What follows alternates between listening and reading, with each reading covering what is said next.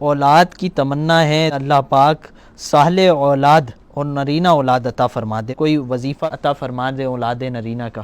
حمل شروع ہونے کے پہلے مہینے کسی بھی دن اس مہینے میں ایک مرتبہ شوہر اپنی بیوی کی سیدھی طرف کی رائٹ سائڈ کی پسلی پر لا الہ الا اللہ 54 بار یعنی 54 ٹائم لکھ دے تو انشاءاللہ الکریم بیٹے کا باپ بنے گا۔